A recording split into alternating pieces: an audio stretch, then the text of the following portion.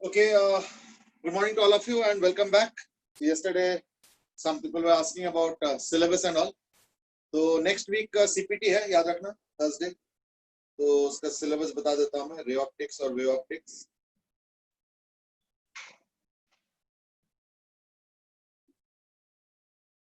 ठीक है ना? Syllabus is ray optics and wave optics.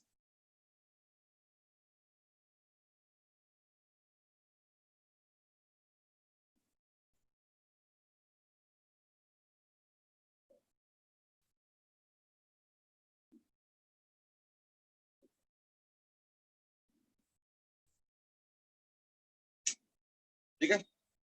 So that's the syllabus. Good morning messages from Dhairya, Rohan, Dhruv, Karthik, Jay Goel, Panan, Aryan, Kiraj.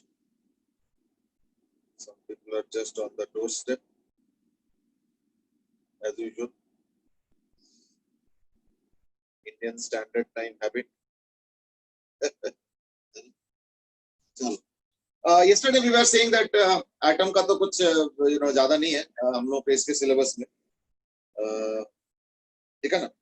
तो what I would suggest is that now you can do questions. तो questions mainly ना transition और उन्हीं चीजों पे based है. तो अगर देखोगे देखना transition पे ज़्यादा questions आए हैं.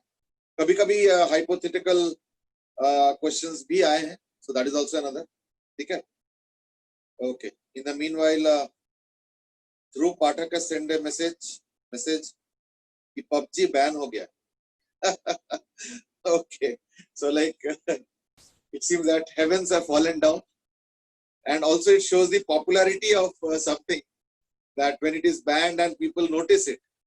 कई बार होता है कोई बुक बैन कर दिया, बुक के बारे में पता ही नहीं था, वो बैन करने के चक्कर में पता चला. पर यहाँ पे ऐसे नहीं है. बैन होते ही जैसे कुछ माहौल सा बन गया, एटमॉस्फेयर सा बन गया कि अरे बैन हो गया kind of. So that itself tells a story. Okay, good morning Archit. बस मैं एक चीज थोड़ा सा बताना चाहूंगा इस दैट एक आता है नंबर ऑफ स्पेक्ट्रल लाइंस. बस ये एक छोटा सा चीज है एटम में. जैसे मान लो सपोज एक इलेक्ट्रॉन यहाँ चला जाता है. ठीक है ना? यानी फर्स्ट शेल से second, third, fourth, fifth.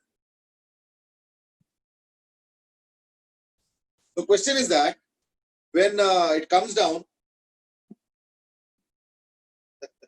Divya में आस्क कि अगर जूम भी बैन हो जाते तो एक्चुअली वो जो जूम के ऊपर जो इनिशियली अटकलें थे ना कि Zoom is also a Chinese app and all those things, I think that has been more or less settled down कि नहीं चाइनीज नहीं है.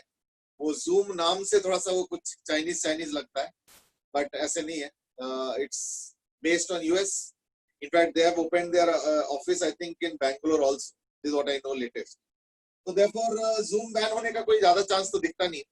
और अगर जूम बैन हुआ तो इन दैट केस हमारा देसी वाला भी है, जियो वाला भी है. जियो वाला भी सुना है मैंने, फ्री है एंड ऑल दोस थिंग्स. तो व्हाटएवर ऑप्शंस तो जरूर आता है. है ना? ओके. अक्षित सेज कि आजकल आप सिर्फ 5 मिनट बातें होती है.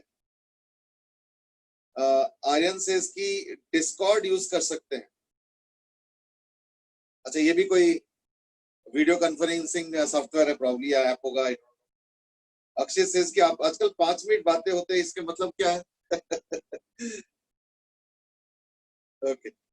So Jay says finally the true spirit of China ban has been realized, and this popular this thing that is app is which is PUBG, I mean, has been banned. Chalo, I don't know whether that's the final analysis or not.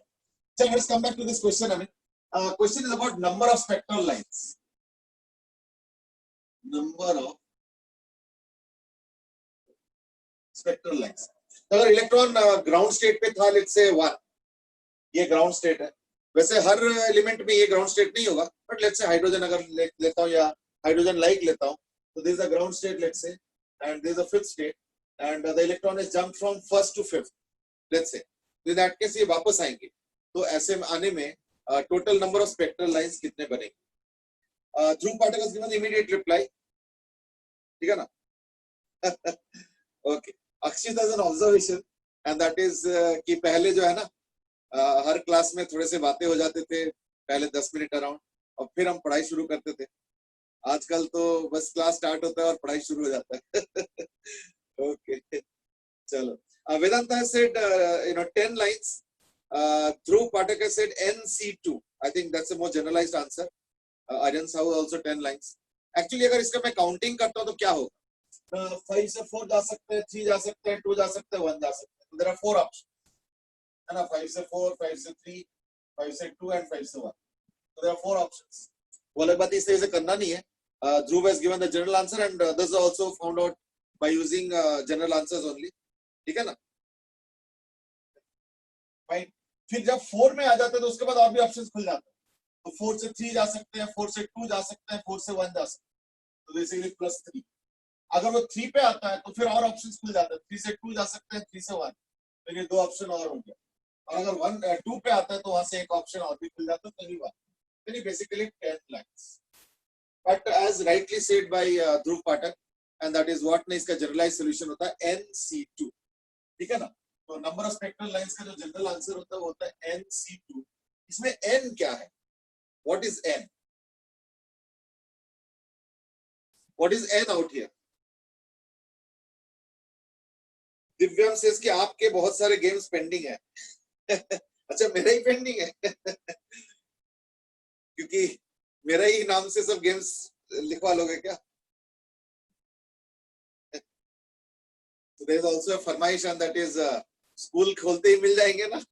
So some kind of an assurance required. भाई पहले school खुल जाए, इतना ही बहुत है. वैसे लग तो रहा है कि अक्टूबर स्टार्टिंग एंड तक खुलने का आसार तो दिख रहा है. सितंबर तो मुश्किल लग रहा है, बट इवन सितंबर एंड में भी हो सकता है. अक्टूबर के स्टार्टिंग एंड तक कुछ कुछ लगने लगा है. बाकी देखो, these are speculations, one can not.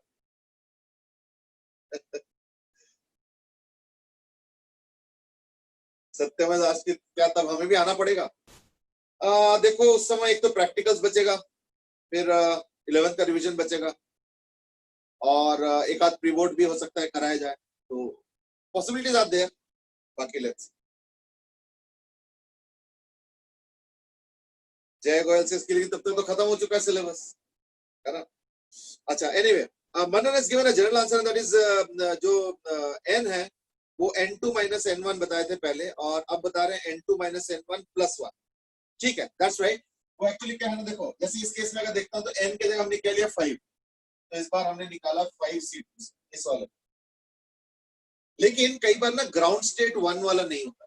कई बार ग्राउंड स्टेट पता चला सेकंड शेल है, तो यानी 1 पे नहीं जाएगा वो, मतलब लास्ट पे 2 पे ही आ सकता है, अंदर पे नहीं जा सकता. अगर ऐसे कुछ हुआ तो ये भी कंडीशन हो सकता है ना? तो ऐसे केस में क्या हो जाएगा, ये जो n है ये वाला है ना, ये क्या होगा, अगर इसका शेल नंबर n2 है, इसका शेल नंबर अगर n1 है, तो then n will be equal to n2 minus n1 plus 1. That is the general value of n. General,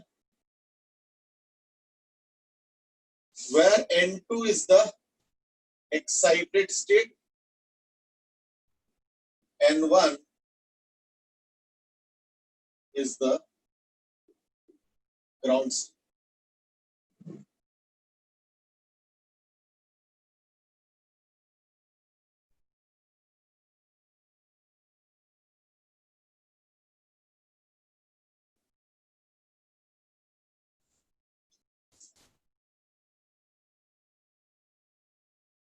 ठीक है, तो ये हो गया जनरल एक्सप्रेशन.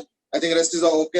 अच्छा, इसमें कई बार क्या होता है कि कुछ शेल्स फोरबिडन कर देते हैं. जैसे एक बार आया था कि मान लो 10th शेल तक चला गया और ग्राउंड स्टेट 3 है, और मान लो 7 और 8 को फोरबिडन बना दिया, है ना? तो in case if there is forbidden also, मान लो 2 शेल फोरबिडन कर दिया सपोज, ऐसे कुछ फोरबिडन मींस वो शेल अलाउड नहीं है, बाकी अलाउड है. कई बार ऐसे कर देते हैं. तो इन दैट केस क्या होगा, और n could be n2 minus n1 plus 1 minus f, where f is the number of forbidden shells. That's it.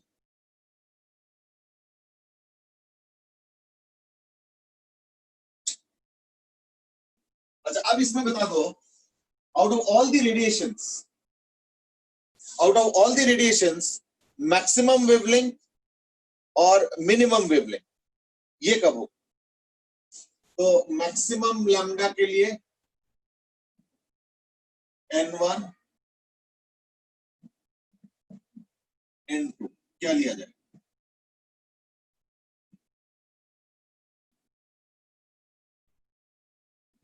अभी प्रॉब्लम क्या है ना कि एक काम करता हूं, सपोज मैं क्वेश्चन में थोड़ा इस तरह से बता देता हूं. सपोज एक क्वेश्चन दिया हुआ है कि electron goes from n1 to n2 shell number, ये दिया हुआ, यानी n1 से लेके n2 शेल नंबर गया हुआ है इलेक्ट्रॉन, ये दिया हुआ. अब मैक्सिमम लैम्डा के लिए n1 और n2 क्या चूज करोगे? मिनिमम लैम्डा के लिए n1 और n2 क्या चूज करोगे? Out of the spectral lines that we will be seeing, जितने भी स्पेक्ट्रल लाइंस हमें दिखेगा, है ना, उनमें से मैक्सिमम वेवलेंथ और मिनिमम वेवलेंथ के लिए हम n1 और n2 क्या चूज करेंगे? अगर ये दिया हुआ है n1 से n2 तक गया है. अब चक्कर ये ना, यहाँ पे n1 n2 दो है, एक तो पर्टिकुलर ट्रांजिशन और एक होता है जो ब्रॉड बेस्ड, जो इलेक्ट्रॉनिक का, इलेक्ट्रॉन के इनिशियल ट्रांजिशन. तो कंफ्यूजन ना हो तो इसलिए मैंने इसको थोड़ा नोटेशन चेंज कर दिया. अब ये इसको ग्राउंड स्टेट को n1 बना दिया, excited state is n2. That's what I से. ये ग्राउंड स्टेट है, ये ग्राउंड स्टेट है, और n2 हो गया एक्साइटेड. ये दिया हुआ. आप बताओ n1 और n2 क्या चूज करोगे for maximum wavelength and minimum wavelength? ठीक है, इसके आंसर्स कुछ कुछ आ गए. आर्यन ने दिया है कि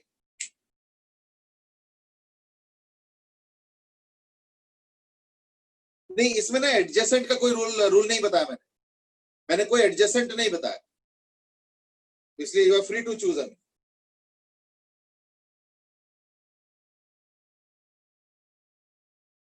ओके, दोनों के आंसर्स अलग आए हुए हैं. आर्यन ने अलग आंसर दिए हैं थोड़ा सा, और जय ने थोड़ा सा अलग दिया. जय, तुमने एक आंसर दिया n1 -1, वो तो बेटे पॉसिबल नहीं है ना, क्योंकि n1 इनर और n2. अक्षित से इंफिनिटी. नहीं समझे नहीं, कल का डिस्कशन अलग था, उसको मिक्सअप मत करो. आज का डिस्कशन अलग है. आज हम लोग ढूंढ रहे हैं with in this spectral lines, मतलब 5C2 नहीं, NC2 वाला, वो जनरल वाला, उतने ही स्पेक्ट्रल लाइन के अंदर ढूंढ रहा हूं. कल तो हमने सारा खुला छोड़ दिया था कि तुम जो मर्जी ले लो, तब तो हम इंफिनिटी तक भी ऑप्शन देख सकते थे. अब नहीं है. अब वो जो limited number of spectral lines है, उनमें से ढूंढ रहा हूं वो चीज. अच्छा जय, हाँ मुझे लग ही रहा था कि तुमने n1 और n2 उल्टा लिया. n1 is the ground state and n2 is the excited state. That is what the case is. ठीक है, यानी मिनिमम लैम्डा के लिए, मिनिमम लैम्डा मतलब होता है मैक्सिमम फ्रीक्वेंसी. तो मैक्सिमम फ्रीक्वेंसी में क्या होगा? तो सबसे ज्यादा एनर्जी डिफरेंस, यानी n1 और n2 ले लो. That's it. और ये हो गया मैक्सिमम एनर्जी यानी मिनिमम लैम्डा. और अब हम ढूंढ रहे हैं मैक्सिमम लैम्डा यानी मिनिमम एनर्जी. तो एनर्जी डिफरेंस का जो गैप होता है वो तो कम हो जाता है. तो ले लेंगे n2 -1 और n2, यानी ये हो जाएगा n2 -1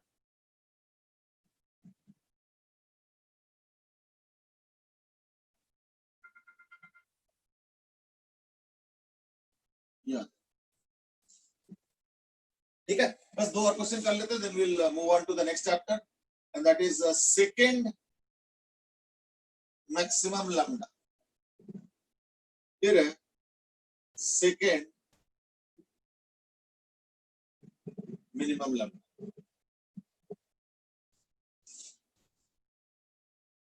ओके, कार्तिक ध्रुव पाठक ने भी आंसर दिए हैं और अक्षित ने भी दिया. अक्षित सेट की 1 से लेके 2 कर दो, समझे नहीं बेटे? 1 और 2 हो सकता है ही नहीं ऑप्शन। क्यों? मान लो ग्राउंड स्टेट 5 है, मतलब हाइपोथेटिकल केस, इतना बड़ा ग्राउंड स्टेट कहाँ होता है, लेट्स से ग्राउंड स्टेट 5 है और एक्साइटेड स्टेट है 13, तो 1 और 2 तो ऑप्शन में नहीं आएगा, वो 13 और क्या बोला तो 5, हाँ 5 और 13 में ही चूज करना पड़ेगा। 5 6 7 9 12 11 12 जो भी है 13 तक इन्हीं में से चूज करना पड़ेगा। तो देखो 1 2 नहीं बोल सकते हैं, N1 और N2 के टर्म्स में बोलना पड़ेगा। That's the point. ओके, सबसे पहले काम करो, सेकेंड मैक्सिमम लैम्डा का बता दो, है ना, सेकेंड मैक्सिमम लैम्डा।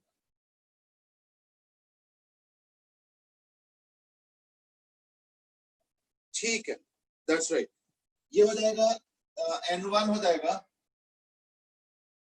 N2 -2 और N2 हो जाएगा N2 -1, वो ऊपर वाले तरफ, इस तरफ, क्योंकि ये एनर्जी गैप कम होता है तो हम उसी एनर्जी गैप को ढूंढ रहे हैं। और सेकेंड मिनिमम लैम्डा में क्या करेंगे, सेकेंड मिनिमम लैम्डा,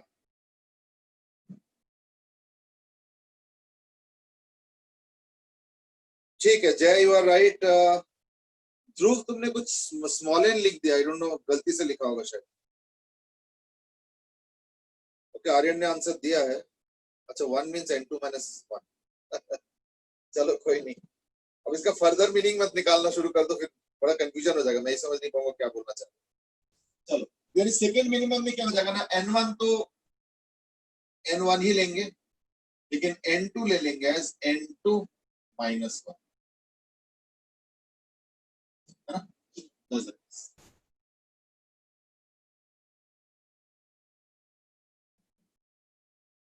तो हमने ground state capital N1, excited state N2 के टर्म्स में सारा आंसर दिया। अब इसके बाद third maximum, third minimum lambda वगैरह ये सब अपने आप समझ जाओगे, है ना। तो आई थिंक पूरा स्कीम के अंदर आ गया। ठीक है, यही काम करो, बस थर्ड का कर लो, उसके बाद खत्म करो। और डी है थर्ड मैक्सिमम लैम्डा और third minimum lambda.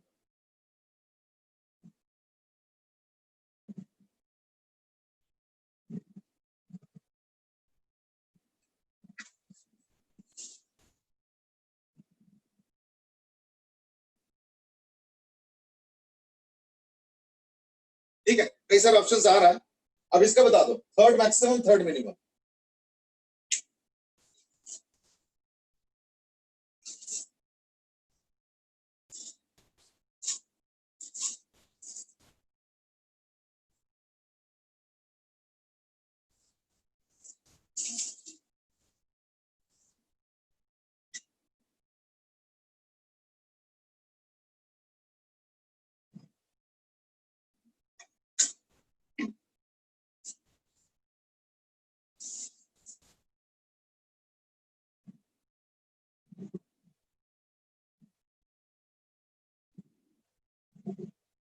Okay, now this is interesting. Actually देखो ना, ये थर्ड मिनिमम वाले में कोई दिक्कत नहीं, थर्ड मिनिमम वाले में तो N1 is equal to N1 और N2 is equal to N2 -2। पिछले बार N2 -1 था, है ना, अब हो जाएगा N2 -2। लेकिन ये जो थर्ड मैक्सिमम वाला, इसमें एक दिक्कत क्या है, दिक्कत क्या है कि हमें थोड़ा सा ये रियलाइज करना पड़ेगा कि देखो, ये ऐसे होता है एनर्जी लेवल, एनर्जी लेवल ऐसे होता है, ठीक है ना। तो सबसे मैक्सिमम लैम्डा तो ये आ गया मैक्सिमम लैम्डा, फिर ये आ जाएगा सेकेंड मैक्सिमम लैम्डा,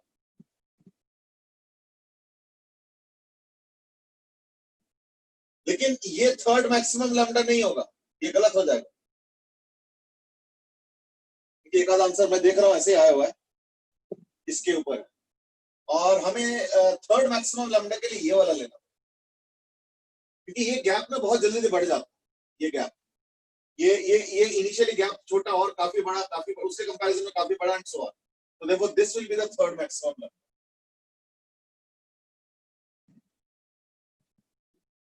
ये वाला नहीं लेंगे,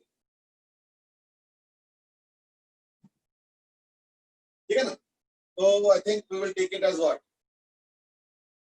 Third maximum lambda में n1 is equal to n2 minus 2 और n2 को ले लेंगे as n.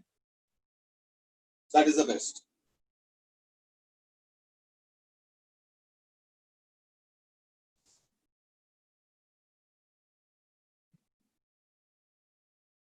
Manan has asked कि थर्ड मिनिमम के लिए n1 plus 1 और n2 minus 1 क्यों नहीं?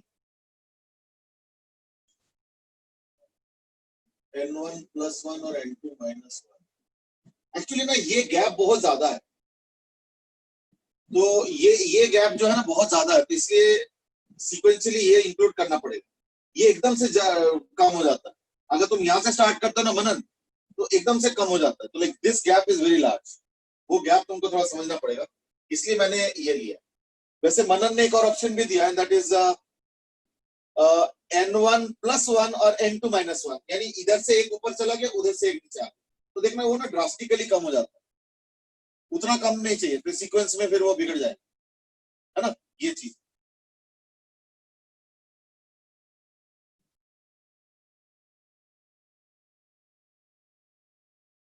ध्रुव एसेट की तो फिर तो सिचुएशन डिपेंडेंट हो जाएगा. एक्चुअली ना देखो, कोई भी नंबर्स ले लोगे तो देखना वो ऐसी होगा, मतलब ये बहुत कम, इसके रेस्पेक्ट में ये डिसेंटली ज्यादा, ये और डिसेंटली ज्यादा और डिसेंटली ज्यादा. तो देखना मोस्टली यही वाला फिट हो जाएंगे. ठीक है ना, ये जो हमने डिस्कस किया यही लगभग जो है फिट हो जाएंगे. This will be giving you the right results. तभी मैं बार बार कहता हूँ जो गैप का सडन घटना, वो हमारे लिए बड़ा क्वेश्चन सॉल्व करने के लिए क्रक्स ऑफ द मैटर बन जाता है. ठीक है ना. So that's how we can categorize now. Okay, देख लो.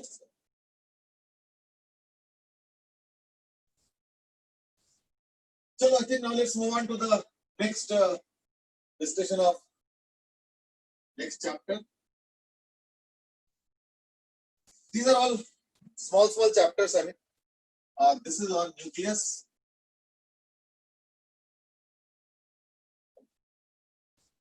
न्यूक्लियस के अंदर कई सारे टॉपिक्स हैं जो कि हमें करना है. Number 1 is nuclear radius and corresponding to that the nuclear density. ठीक है, nuclear radius and nuclear density. Akshay Das की क्या यही लास्ट चैप्टर है? नहीं, लास्ट चैप्टर नहीं, इसके बाद सेमीकंडक्टर भी है. एकदम लास्ट तो नहीं है, बट यस ऑलमोस्ट लास्ट है. ठीक है ना. तो रेडियस, डेंसिटी, फिर है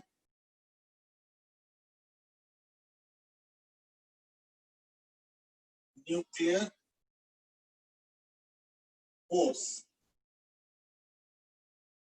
Nuclear force and stability. I mean, actually, in this particular chapter, stability of a nucleus plays a very big role. और उस स्टेबिलिटी के कई सारे पहलू हैं, और हम लोग स्टेबिलिटी को देखना कई बार डिस्कस करेंगे अलग अलग कंटेक्स्ट. तो पहले हम लोग न्यूक्लियर फोर्स के कंटेक्स्ट में डिस्कस करेंगे stability. Third is nuclear reactions. Nuclear reaction दो टाइप का होता है. एक होता है जो कि नेचुरली हो जाता है. ठीक है ना. एक होता है नेचुरल, इसको हम लोग कहते हैं रेडियो एक्टिविटी.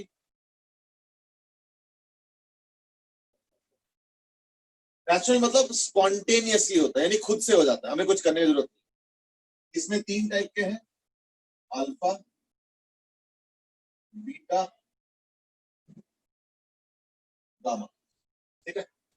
बीटा भी 2 टाइप का होता है, चलो लिख देता हूं. एक है बीटा प्लस और एक है बीटा माइनस.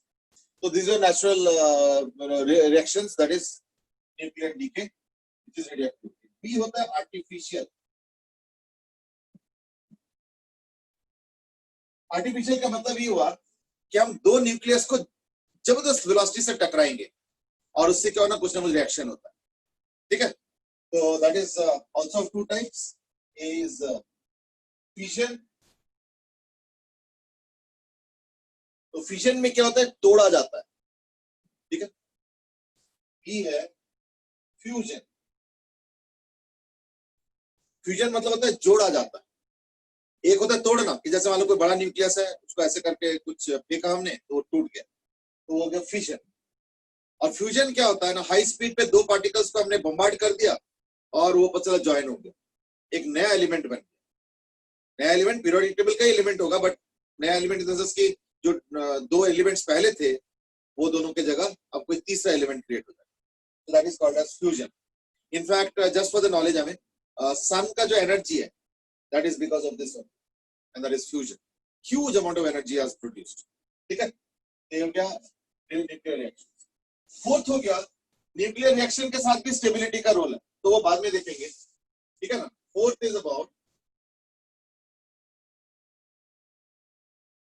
मास डिफेक्ट, इसके साथ भी स्टेबिलिटी जुड़ा हुआ। ठीक है, मास डिफेक्ट के साथ हम लोग पढ़ेंगे क्यू वैल्यू, बी है बाइंडिंग एनर्जी, सी है बाइंडिंग एनर्जी पर न्यूक्लियर। ये अलग अलग छोटे छोटे टॉपिक्स है। थीम मास डिफेक्ट है। Mass defect in the sense कि देखो, हम लोग केमिकल रिएक्शंस में लॉ ऑफ मास एक्शन वगैरह से पढ़ते थे, तो हम लोग और भी जानते हैं कि वहां पे कंजर्वेशन ऑफ मास वैलिड होता है, कि total mass of the reactants is equal to total mass of the products. ये हम लोग केमिस्ट्री फॉलो करते हैं, लेकिन इसमें नहीं होगा। इसमें देखना, लेफ्ट हैंड साइड और राइट हैंड साइड में हेराफेरी होता है, तो जब हेराफेरी होगा तो यानी डिफेक्ट हो रहा है, that is what is called as mass defect. ठीक है ना। तो मास डिफेक्ट के कारण क्या होता है, जो है एनर्जी प्रोड्यूस होता है और वही एनर्जी हम लोग यूज करते हैं, that is what is the nuclear fuel energy, nuclear power plant etcetera, ये सारा उसी पे बेस्ड। ठीक है ना। आर्यन एज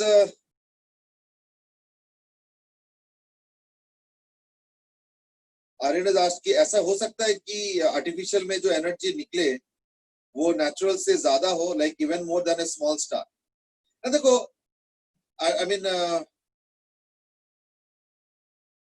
देखो, नेचुरल वाला तो हम इंटरफेयर करेंगे नहीं, तो उसका तो जो होगा वो।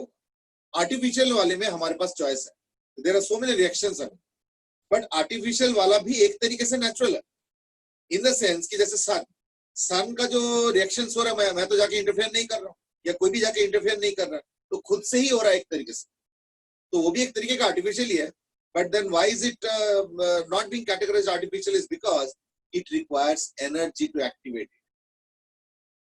ठीक है ना। अब देखो डिफरेंस, देखो रेडियो एक्टिव वाला जो सेल सैंपल है मेरे पास, उसको अर्थ में रखो या सन में रखो, वो सेम तरीके से चलता जाएगा। लेकिन मान लो सन का 2 हाइड्रोजन एटम लेके आता हूं मैं, अर्थ में रख देता हूं, तो उनमें कोई रिएक्शन नहीं। ठीक है ना। अब अर्थ में रिएक्शन नहीं हो रहा, सन में क्यों? क्योंकि सन का टेम्परेचर ऑलरेडी इतना ज्यादा है कि उसके पास ह्यूज एनर्जी ऑलरेडी अवेलेबल है, तो एनर्जी सफिशिएंट होता है कि वो जाके टकराता है तो फ्यूज होने का चांस है, and that is what we call as fusion. ठीक है ना। तो सन के कंटेक्स्ट में वो नेचुरल हो गया, बट हमारे लिए वो नेचुरल नहीं है। क्यों? क्योंकि अगर मैं सिचुएशन बदलूंगा तो इन दैट केस रिएक्शन होगा ही नहीं, तो यानी वो नेचुरल नहीं माना जाएगा। बिकॉज नेचुरल मीन्स व्हाट, कि हर जगह पे नेचुरली हो जाना चाहिए, खुद से हो जाना चाहिए, हमें अलग से कुछ प्रोवाइड नहीं करना चाहिए। ठीक है ना। तो सन में हो रहा है अपने आप, क्योंकि सन में वो एटमॉस्फेयर है या एनवायरनमेंट है कि उसके पास इतना एनर्जी मिल रहा है due to whatever reasons है। अर्थ में वो मिलेगा नहीं, तो अर्थ में रिएक्शन होगा ही नहीं, 2 हाइड्रोजन एटम्स, वो तो बस ऐसे ही पड़ा रहेगा, है ना।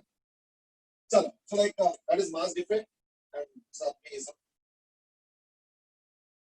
Fifth is rate loss. Rate law means what? The rate at which these radioactive reactions happen.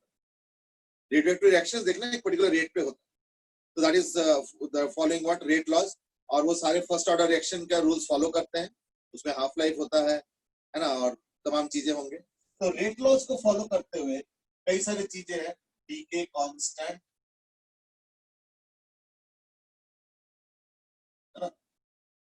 Half life,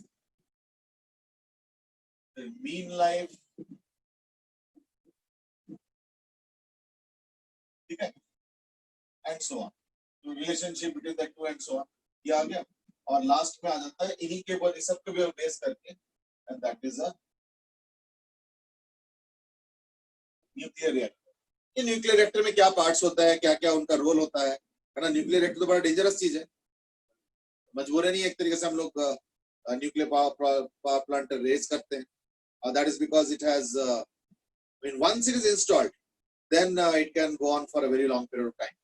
So that is the advantage of, ठीक है ना. और fuel requirement बहुत कम होता है, unlike let's say coal में तो everyday tons में fuel का requirement होता है, tons, टन मतलब 1000 कीजिए तो उतने टन्स में रिक्वायरमेंट होता है, जबकि इसमें तो इतना ज्यादा रिक्वायरमेंट नहीं, ठीक है ना. can go on for a sustain for a long time period of time.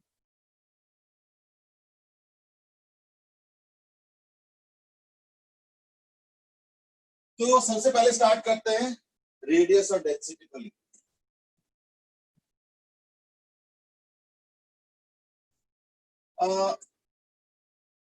experiments in the middle there is a question, and that is Dhruv has asked कि सर बम्बार्डमेंट से पावरफुल काफी natural disasters हो सकते हैं.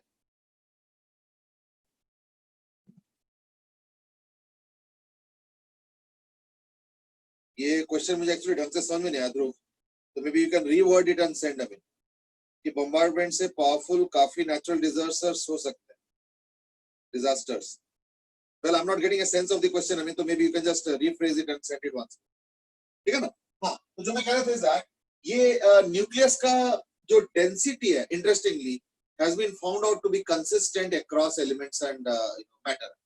जो nucleus वाला part का density, and क्योंकि डेंसिटी कांस्टेंट है तो देखो रेडियस, मास और ये सब चीजें सारा रिलेटेड है. कैसे है? Nuclear radius has been found to follow this principle more or less, and that is R of the nucleus is equal to R naught into A to the power 1/3. अब A to the power 1/3 का मतलब क्या है? A is the atom mass number. ठीक है. और R naught का जो वैल्यू है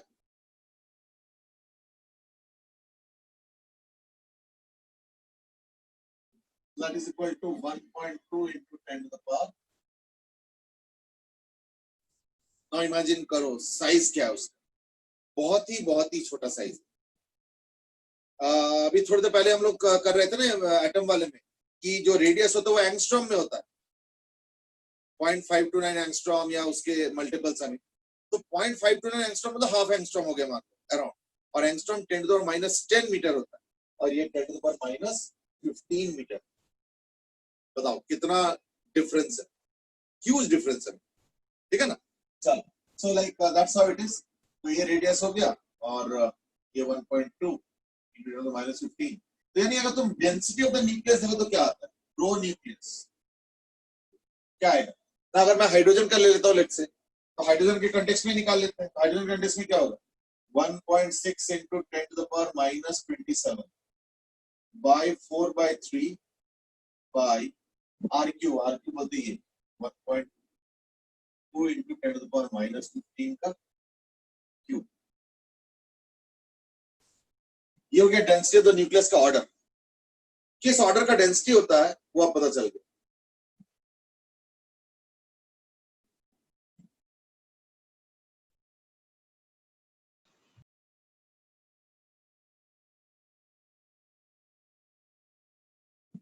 Okay, Dhruv is contextualizing in a different way. I mean, now that he has written once more is that powerful nuclear bomb है, लेकिन उससे भी natural disasters जितने energy नहीं निकल सकती. But I think the comparison is not so apt. The reason being that एक natural disaster, जैसे मान लो तुम क्या disaster होगा, जैसे मान लो कोई डैम का ही तोड़ना लेट्स. अब डैम का देखो एरिया स्क्वायर किलोमीटर्स में होता है, तो इतने स्क्वायर किलोमीटर्स में जो डिस्ट्रक्शन होता है, जो उसका एनर्जी होता है, अब उसके साथ एक न्यूक्लियर बॉम्ब का कंपेयर कर रहे हो which is just few centimeters to few meters in diameter, तो आई थिंक कंपैरिजन थोड़ा सा मुश्किल है. अब तुम बोलोगे कि नहीं देखो न्यूक्लियर बॉम्ब में जो एनर्जी निकला उससे ज्यादा एनर्जी निकला डैम तोड़ने पे, और डैम मतलब स्क्वायर किलोमीटर्स में उसका होता है कई बार उसका स्प्रेड आने. तो I think the comparison is not fair. So I don't think we should compare between totally different artificial or natural events. There must be some connection. तो अगर मान लो मैं पूछूंगा बताओ बॉम्ब में ज्यादा एनर्जी है या डैम में, तो आई थिंक ठीक है dam might be having more energy, but I think the comparison is little unjust, क्योंकि बॉम्ब में इतने में है एनर्जी वो, और उसमें तो ह्यूज स्पेस के अंदर. So I think let's not compare. चलो तो like density of the nucleus क्या आ गया, 8 × 10⁻45 आ गया, और ये 1.2 का होल क्यूब मतलब वही अराउंड 3-4 के आसपास, 4-5 के आसपास है ना, 1.3 तो 4 12 48 अराउंड वही 10⁻17-18 के रेंज में आएगा, 45 और 27 10⁻17 10⁻18 रेंज में आएगा।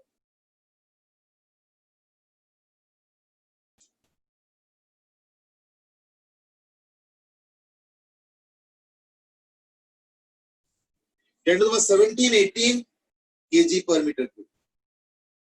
और जबकि अगर तुम नॉर्मल एलिमेंट्स का लेते हो, नॉर्मल मास मैटर का, मैटर डेंसिटी क्या उस रेंज में होता है, मैटर डेंसिटी होता है in the range of 10 to the power 3 to around 10 to the power 4.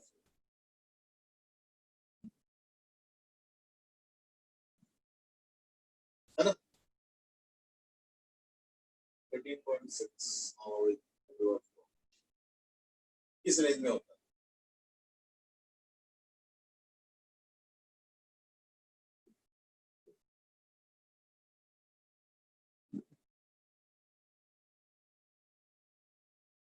So you can imagine how much dense a nucleus is. So you can imagine how much dense a nucleus is in comparison to matter. देखो कहाँ 10 to the 17-18 और कहाँ पे 10 to the 3 or 4. So you can imagine how densely packed a nucleus is. So therefore Rutherford got results which are I think pretty okay. There is no question on this. ठीक है ना, तो ये हो गया रेडियस और ये हो गया डेंसिटी। जैसे सपोज अगर मैं पूछूंगा, सिंपल क्वेश्चन है, radius of an element which is suppose having a atomic mass of 125, तो रेडियस क्या हो? As I said 1.2 Fermi, so 1.2 into 10 to the power minus 15 Fermi है, into 8 to the power 1/3। अब इसका 1/3 क्या होगा? 5 है ना, 5 हो गया, यानी 6 into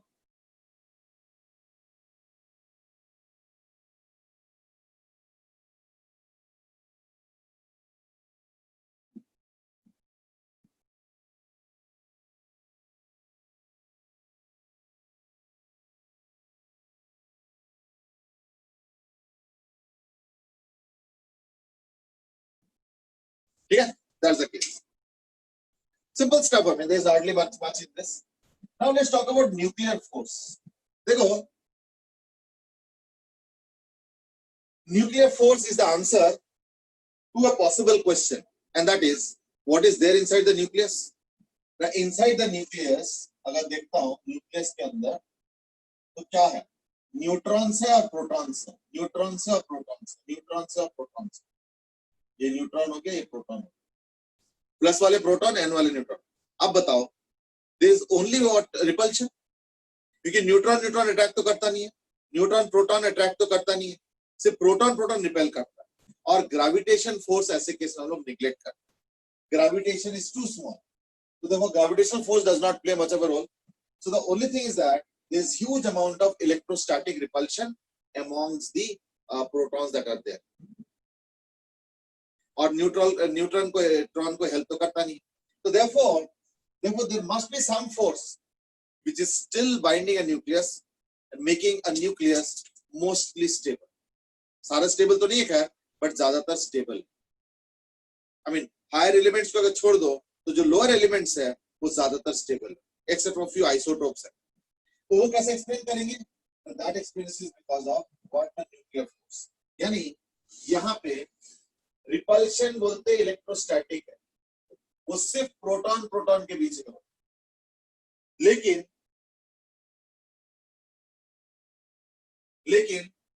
न्यूक्लियर फोर्स 3 टाइप्स आते हैं,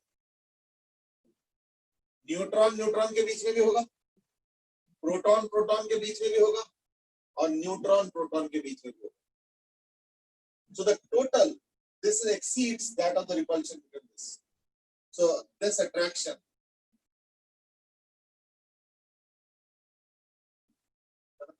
is able to mostly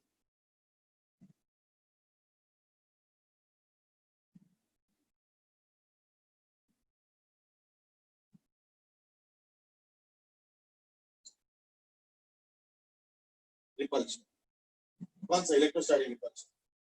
लेकिन इस फोर्स के साथ एक कैच है, अब ये एक प्रॉब्लमेटिक चीज है, क्या कि at low distance the force is very very large, but जैसे डिस्टेंस बढ़ता है ना तो इट वेरी रैपिडली रिड्यूसेस। यानी unfortunately the trend of this force, that is nuclear force, is what? It decreases exponentially. So nuclear force decreases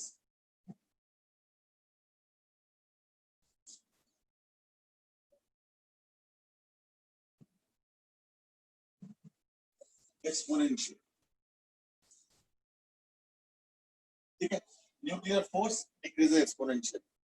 इसलिए क्या होता है, इलेक्ट्रोस्टैटिक फोर्स वो भी घटेगा डिस्टेंस के साथ, इनफैक्ट सारे फोर्सेस मोस्टली घटता है, तो लाइक इलेक्ट्रोस्टैटिक फोर्स घटेगा न्यू डिस्टेंस के साथ, ग्रेविटेशन तो रोल प्ले नहीं करता बट इवन वो भी घटता है। न्यूक्लियर फोर्स घटता तो है लेकिन बहुत जल्दी घट जाता है। इसलिए एक प्रॉब्लम पता क्या होता है, जैसे न्यूक्लियर साइज थोड़ा बढ़ जाता है ना तो रिपल्शन भी घटता है इलेक्ट्रोस्टैटिक्स का, न्यूक्लियर फोर्स भी घटता है, बट न्यूक्लियर फोर्स बहुत जल्दी घटता है और इलेक्ट्रोस्टैटिक फोर्स थोड़ा धीरे धीरे घटता है। यानी एक स्टेज आता है कि जैसे अगर न्यूक्लियर साइज थोड़ा बड़ा हो जाता है ना तो इलेक्ट्रोस्टैटिक फोर्स फिर से डोमिनेट करने लगता है। तो अप्रोक्सीमेटली अगर एक ग्राफ बनाओ, तो अप्रोक्सीमेट ग्राफ अगर मैं बनाता हूं तो ये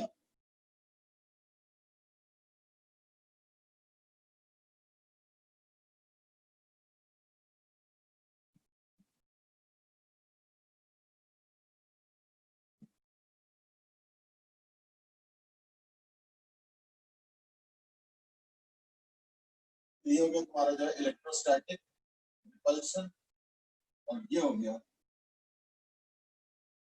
न्यूक्लियर फोर्स। अब बताओ, न्यूक्लियर फोर्स में जो अट्रैक्शन है और जो रिपल्शन है इलेक्ट्रोस्टैटिक्स को, वो लगभग बराबर ही है इस पॉइंट। तो अगर इससे कम डिस्टेंस पे होगा तब तो डेफिनेटली स्टेबल है, पर इससे जैसे डिस्टेंस एक्सीड करने लगता है तो स्टेबिलिटी कम हो जाता है।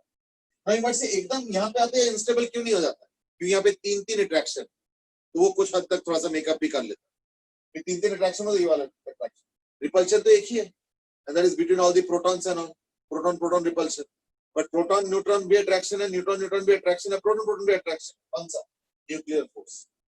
तो देयरफॉर ऐसे नहीं है कि इस क्रिटिकल रेडियस के बाद एकदम से एटम अनस्टेबल हो जाएगा, ऐसे नहीं है, थोड़ा और सस्टेन कर लेता है। तो अगर क्रिटिकल डिस्टेंस ये है जहाँ पे न्यूक्लियर फोर्स और वो बराबर होता है तो उसके बाद एकदम से एटम बिखर नहीं जाता है, थोड़ा बहुत एटम के अंदर रेजिलियंस होता है, it can still withstand and therefore still be a stable atom, that's how it happens. लेकिन इसके साथ भी एक कैच है, वो क्या है कि हायर एलिमेंट्स का क्या होता है, रेडियस ज्यादा होता है ना, तो इन हायर एलिमेंट्स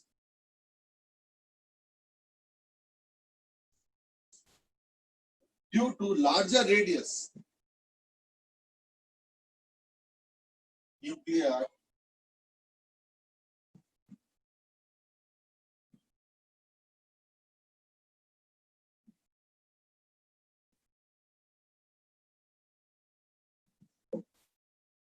इनफैक्ट यूरेनियम के बाद तो लगभग समझ लो सारे अनस्टेबल, तो स्टेबल है ही नहीं। और आज के मॉडर्न एज में अगर देखोगे ना तो बम्बार्डमेंट करके टेम्पोररीली न्यूक्लियस बनाया जाता है और उससे नए एटम का परिभाषा दिया जाता है, उसके नाम वाम भी होता है। लेकिन कई तो ऐसे हैं जिसका एग्जिस्टेंस पता चला 10⁻³ सेकंड के लिए, यानी 1 मिलीसेकंड के लिए, यानी फ्यूज हुआ 1 मिलीसेकंड के लिए, जॉइंटली एग्जिस्ट किया और बहुत ही अनस्टेबल है, तो क्या होता है, फिर से टूट जाता है। ये ज्यादातर केस में होता है, मैं हायर फिजिक्स और कुछ एडवांस्ड एक्सपेरिमेंट्स की बात कर रहा हूं।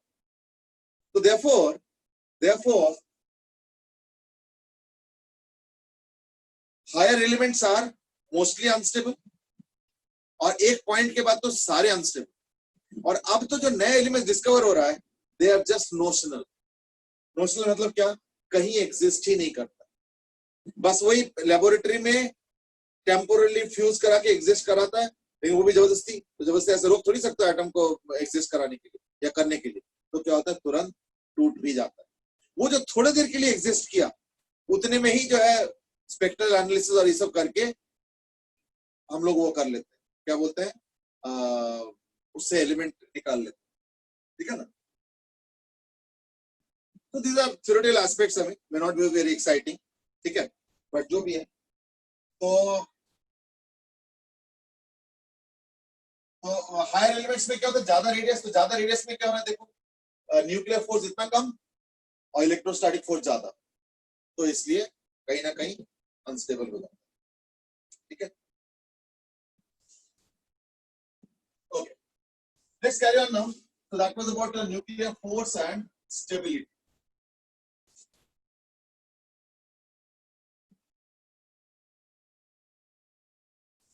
That's why nuclear force is also called a very short range force.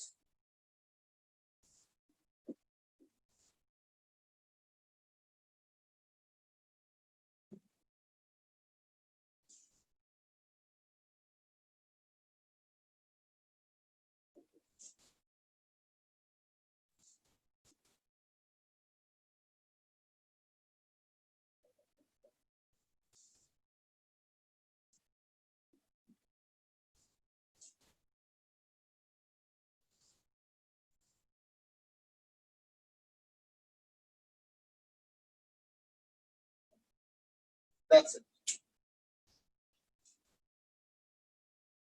Third हो गया nuclear reaction. As I said, nuclear reaction में दो टाइप का, एक आर्टिफिशियल जो कि बॉम्बार्डमेंट करके कराया जाता है, और एक होता है नेचुरली जो रेडियोएक्टिविटी जो कि खुद से होता है। खुद से क्यों होता है ना, बिकॉज अनस्टेबल एटम, तो अनस्टेबल एटम से स्टेबल बनना चाहता है तो कुछ ना कुछ वो निकाल देता है। क्या निकालता है, या तो अल्फा पार्टिकल, या तो बीटा पार्टिकल, या तो गामा पार्टिकल, और कई बार मिक्स भी, जैसे पहले अल्फा निकल गया फिर एक बीटा भी निकल गया, ऐसे भी होता है। तो लेट्स स्टार्ट विद अल्फा, यानी अब हम कर रहे हैं reactions, we are talking about now radioactivity.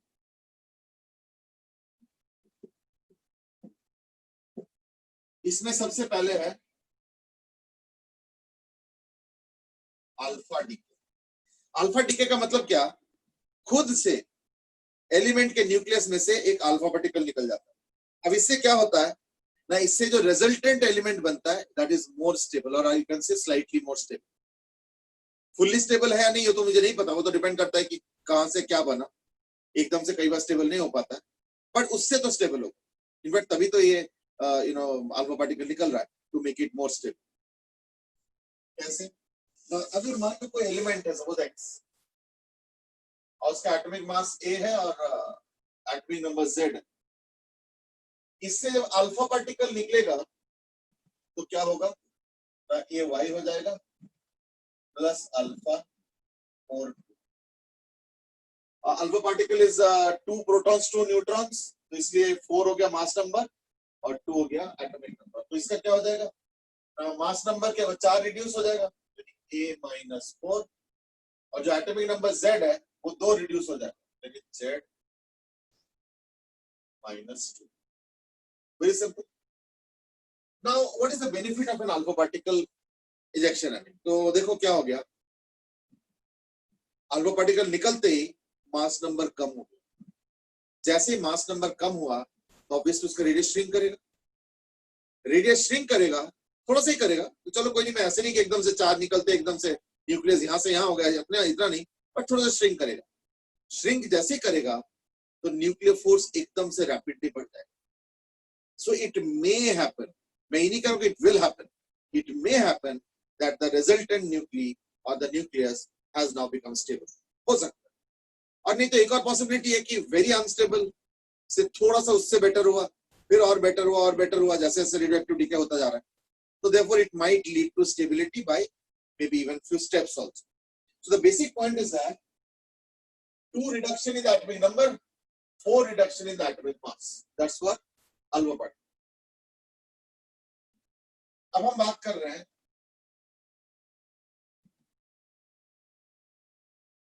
Beta minus decay. देखो बीटा में मैंने बोला 2 टाइप का है, बीटा माइनस और बीटा प्लस। तो बीटा माइनस डी के is supposed to be the standard one. तो अगर मान लो क्वेश्चन आता है एग्जाम में ना कई बार कि बीटा डीके हुआ, तो देयर इज नो कंफ्यूजन, ये मत बोलना कि ये वाला, जरूरत नहीं है। By default beta means beta minus, ठीक है। तो ध्यान रखना beta decay by default means beta minus का, इससे क्या होगा, ये एक्स हो गया,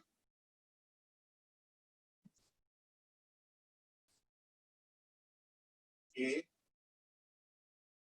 जेड, ये beta minus, beta minus is nothing but an electron, ठीक है। और ये हो जाएगा वाई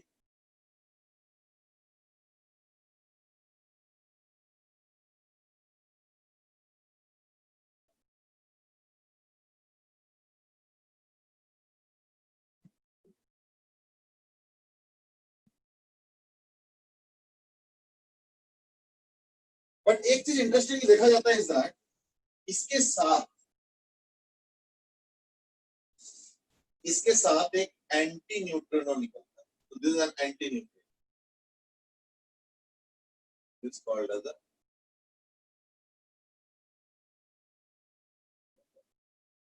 एंटी न्यूट्रिनो, ठीक है। Now obviously will ask a question और other it might be there in the mind and that is ये एंटी न्यूट्रिनो का क्या रोल है, और यहाँ पे ऐसा कुछ नहीं था, है ना। अब यहाँ पे एक चीज सुनो, जैसे एटम में तुम लोगों ने एटम के इलेक्ट्रॉनिक डिस्ट्रीब्यूशन पढ़ा है ना, कैसे एस पे पी पे डी पे इस तरीके से एलिमेंट्स में एलिमेंट के अलग अलग शेल में ऑर्बिटल में सब ऑर्बिटल में इलेक्ट्रॉन्स एलोकेट होते हैं, that's what something that we know. उसमें क्या होता है कि ऑपोजिट स्पिन का इलेक्ट्रॉन प्रेफर्ड होता है एक जगह, सेम स्पिन का अगर इलेक्ट्रॉन्स होता है तो दैट इज स्लाइटली अनस्टेबल या कंपैरेटिवली अनस्टेबल, और अगर मान लो इलेक्ट्रॉन्स ऐसे हैं ऑपोजिट स्पिन के, यानी क्या हो रहा है, उनके जो मैग्नेटिक फील्ड है वो एडजस्टेड है, यानी मैग्नेटिक फील्ड नेट जो है बहुत कम होता है, यानी मैग्नेटिक फील्ड एनर्जी कम होगा, तो ओवरऑल एनर्जी कम होगा, और ओवरऑल एनर्जी कम होने का मतलब क्या होता है, न्यूक्लियस इज मोर स्टेबल या एटम इज मोर स्टेबल। तो स्टेबिलिटी के साथ एनर्जी का रोल है, ठीक है ना। अब पता क्या है, देखो इसके साथ कोई पार्टिकल नहीं निकला, पता है क्यों, क्योंकि देखो ये भी पेयर्ड है, ये भी पेयर्ड है, तो जो निकला वो पेयर्ड निकला, लेकिन यहाँ पे देखो ये पेयर्ड नहीं, तो इसलिए क्या होगा ना, स्पिन पैरिटी, इसको हम स्पिन पैरिटी कहते हैं, स्पिन पैरिटी को मेंटेन करने के लिए क्या होता है, एक ऑपोजिट स्पिन का पार्टिकल यहाँ पे साथ में निकल जाता है, सो दैट ये दोनों मान लो अंदर थे कपल्ड होके, तो like that was reducing the energy वगैरह वगैरह जो भी है, और उसमें से एक को निकाल दिया ये वाला, तो दूसरा का रह जाएगा, वहां स्पिन डिस्टर्ब हो गया, यानी जितने निकलते जाएंगे तो वहां पे स्पिन डिस्टर्ब होता जाता है, तो और एनर्जी, यानी स्टेबल की जगह पर अनस्टेबल होगी, क्या पता, just giving off the cuff remark. And therefore बेहतर क्या होगा कि उसके जो रिवर्स स्पिन का पार्टिकल है उसको भी निकाल दो, सो दैट एटम का जो न्यूक्लियस है on the whole that becomes more stable. तो इसलिए एक साथ में अकम्पनिंग पार्टिकल होता है and that is the anti nucleus, इसको हम लोग कहते हैं accompanying particle. Similarly beta plus में क्या होगा, AZX beta plus. What is the beta plus, by the way? The beta plus is nothing but a positron. Means no mass, but electron जैसे charge है उल्टा plus.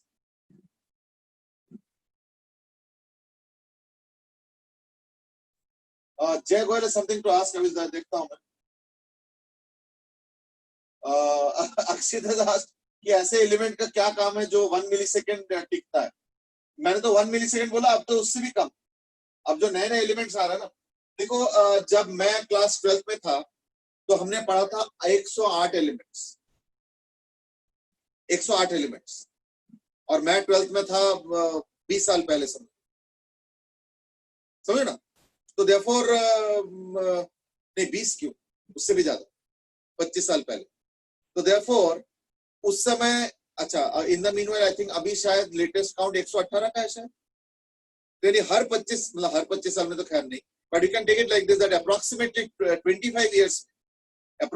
25 इयर्स में around 10 elements नए add हुआ है, और ये प्रोसेस खत्म नहीं हुआ है, ये प्रोसेस चलता जाएगा, देखना और एलिमेंट्स आएंगे, यानी नेक्स्ट जनरेशन मतलब और 25 साल बाद जब तुम लोग बड़े हो जाओगे और जो भी है मेरे उसके आ जाओगे प्रोफाइल पे, तो देखना पता चला 25 और एलिमेंट्स डिस्कवर है, सॉरी 10 और एलिमेंट्स डिस्कवर हो एंड सो ऑन। और प्रोग्रेसिवली सबके टाइम लिमिट कम होता जा रहा है, तो यानी सब एग्जिस्ट करते हैं for a very brief duration और फिर टुकड़े हो जाते हैं।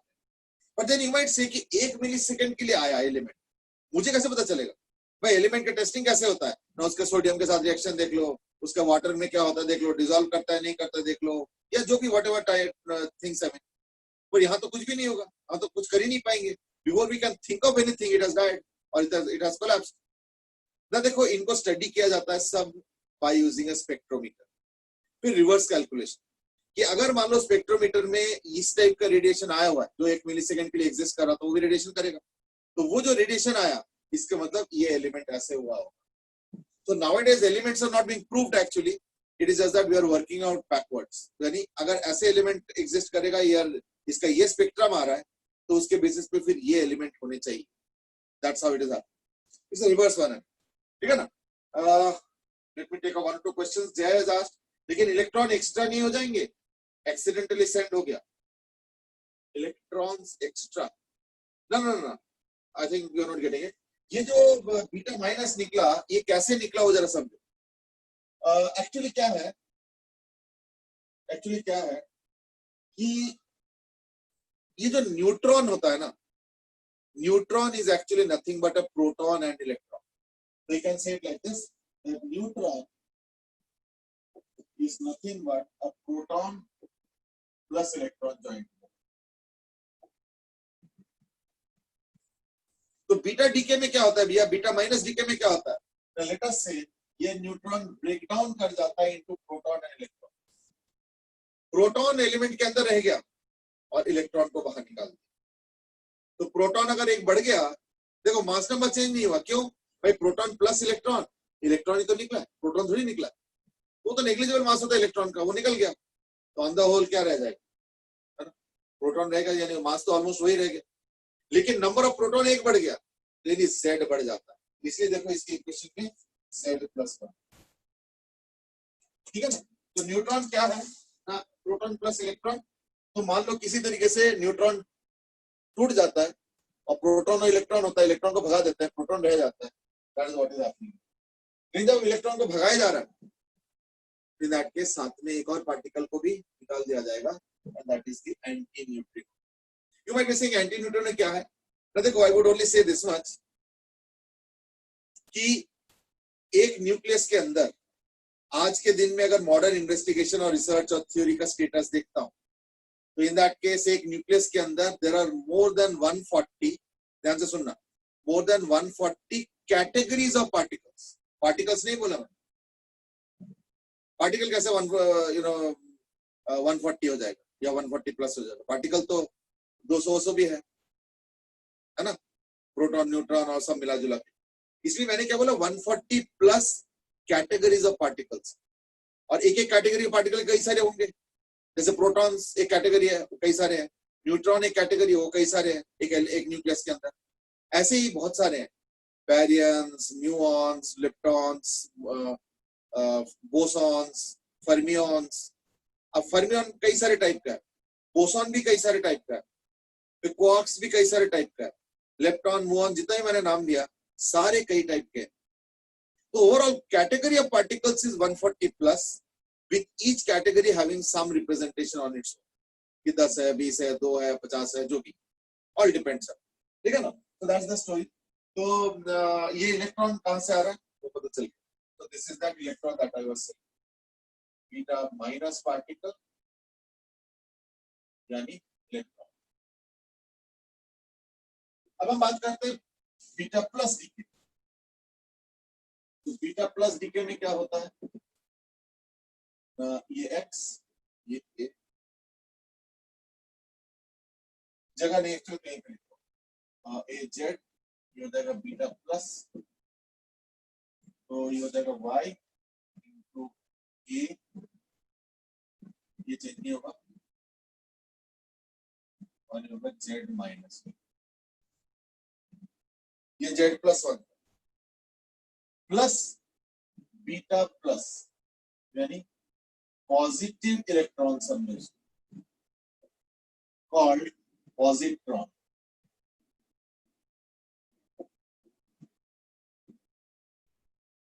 ये चीज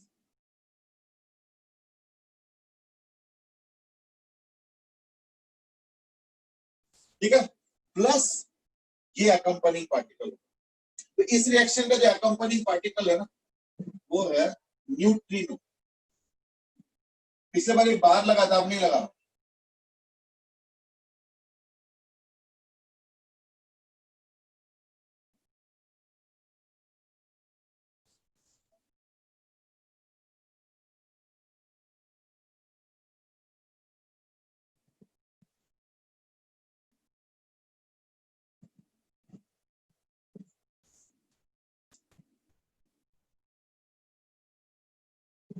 नहीं Dhruv, beta plus is not proton, beta plus is a positron यानी प्लस इलेक्ट्रॉन।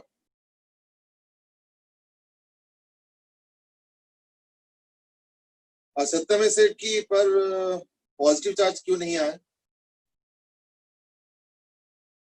नहीं, चार्ज तो पॉजिटिव आया, मास नहीं आया, इन द सेंस कि पॉजिट्रॉन निकला है ना, तो दैट्स पॉजिट्रॉन।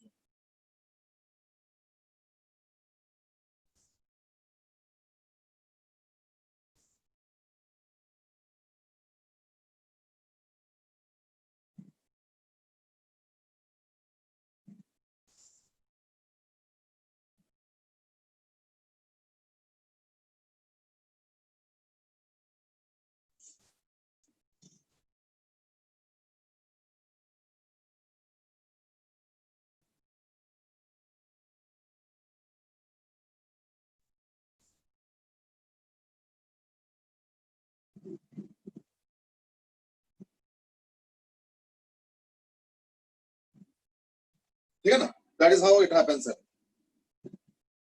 अक्षय तो ask neutrino anti neutrino, look actually ना neutrino anti neutrino is not our focus of attention, क्योंकि ये तो मैंने बोला ना कि जितने भी टाइप्स ऑफ पार्टिकल्स है 140 प्लस टाइप्स ऑफ पार्टिकल्स, तो उन्हीं में से एक ये भी है, न्यूट्रिनो एंड एंटी न्यूट्रिनो। बस अगर इनके डिटेल प्रॉपर्टी देखना है तो you can search for the net Amit, और इनकी सब प्रॉपर्टी जैसे मासलेस है, कोई किसी का स्पिन प्लस हाफ है तो किसी का स्पिन माइनस हाफ है, किसी का +1 चार्ज है, किसी का -1 चार्ज है, तो these are how they are similar in different type. हाँ, बीटा माइनस और बीटा प्लस दोनों का मास सेम, बस चार्ज एक में प्लस ही है और एक में माइनस, दैट्स द डिफरेंस। ठीक है, that's why it is a positive electron यानी पॉजिट्रॉन, नो मास। तो इसको लिख देता हूँ 0+1। ठीक है, अच्छा, lastly about gamma DK.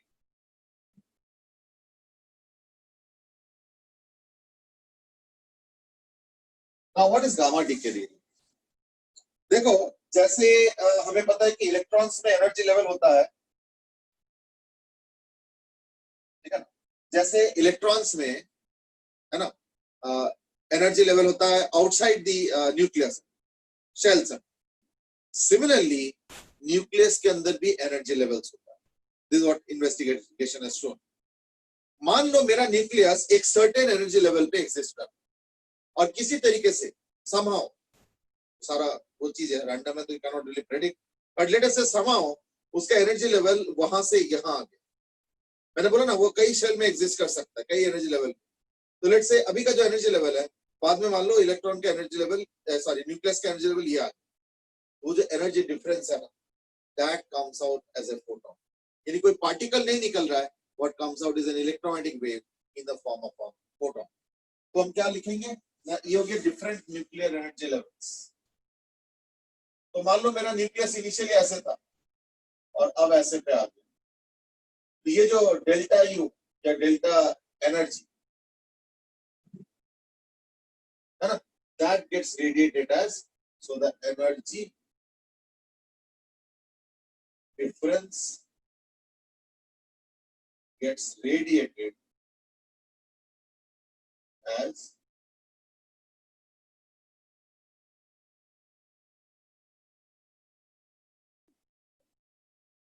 These are very high frequency radiations.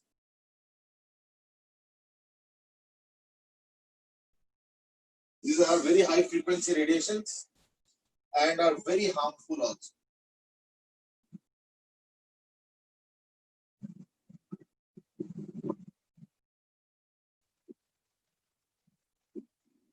इसलिए ये जो हम लोग कहते हैं ना कि न्यूक्लियर रिएक्टर ये सब बहुत डेंजरस है एंड ऑल, कौन सा चीज डेंजरस है?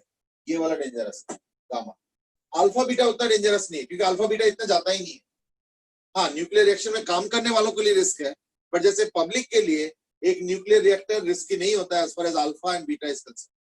What is risky is this gamma decay, क्योंकि गामा बहुत दूर तक जाता है, उसका पेनिट्रेशन पावर ह्यूज है, काफी दूर तक जाता है, मीलों दूर तक जाता है, and that's why it is so dangerous for human civilian population near nuclear reactor. ठीक है ना, क्योंकि थोड़ा बहुत गामा का सीपेज तो होता ही रहता है। ठीक है ना, चलो I think what I will do now is that I will just quickly take attendance, क्योंकि ये सब थोड़ा गपशप वाला है, अब क्या करें हमें can't tell.